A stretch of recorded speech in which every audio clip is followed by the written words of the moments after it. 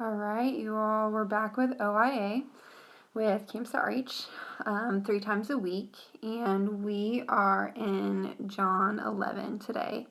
So basically what I said last time, I'm going to say again, is that, John 11 is 57 verses, so I'm not going to read all of it, and would love for you who are listening to read it on your own.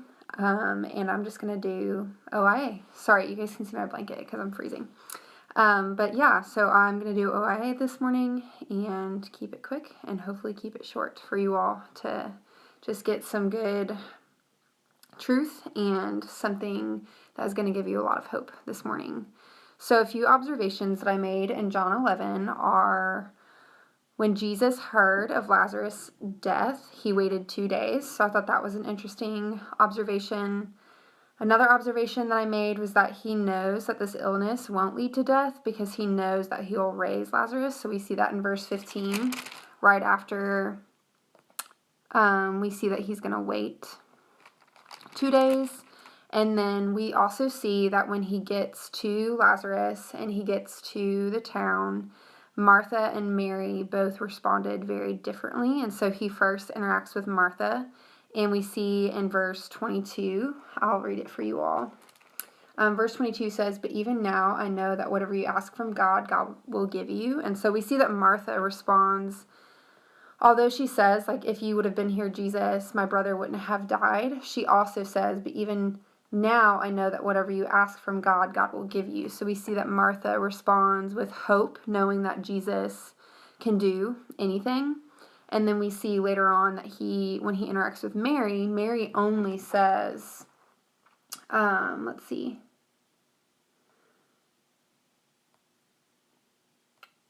She said, "Lord, if you had not been here, my brother would not have died." And that is the only thing that Mary says. And so Mary thinks that death has the final word. So those are a few observations that I made about Mary and Martha. And then obviously a very big observation here in John 11 is that Jesus raises Lazarus from the dead. And then because of this, we see at the very end of John 11, because of this, the chief priests and the council want Jesus dead because he's performing all of these, well, I don't know if performing is the right word, but he is doing lots of signs and wonders. He's healing paralytics. He's turning water into wine. And here he raises a man from death to life. So the council, the Pharisees, and the great high priest are like essentially freaking out. The chief priests are freaking out and saying, if he keeps doing this, people are going to believe in him and think that he's the Son of God, and we can't let that happen. So they conspire to kill Jesus. So those are my main observations from John 11. Like I said, I would love for you all to go back and read it another time, or even right after this is done. But mainly I want to double click on one verse and in those observations and interpret it. So I want to look at probably the shortest verse in the Bible. I think it is the shortest verse in the Bible, which is verse 35, which is Jesus wept. And so I just want to point out that one is a huge observation and shows that our Savior has emotion, and because Jesus is perfect, it's perfect emotion when he weeps perfectly. And just the interpretation there is that the fact that Jesus weeps is just a big deal, because first, why is he weeping? He's weeping because Lazarus is dead. He's weeping because Mary is weeping. He's weeping because the people that he loves are grieved. And we know, Jesus knows that he's going to raise Lazarus from the dead. Because in verse 4, he says this illness does not lead to death. And he's talking about Lazarus. So before he ever weeps, before Lazarus even dies, he knows that he's going to raise Lazarus from the dead. And that's why he waits 2 days, because he knows that he's going to raise Lazarus from the dead. So why does Jesus weep if he knows that he's going to raise Lazarus from the dead? And so I think the fact that Jesus weeps means that Jesus knows and understands our grief. And he cares about our sorrow. So Psalm 56 verse 8 says this: "You have kept count of my tossings. Put my tears in your bottle.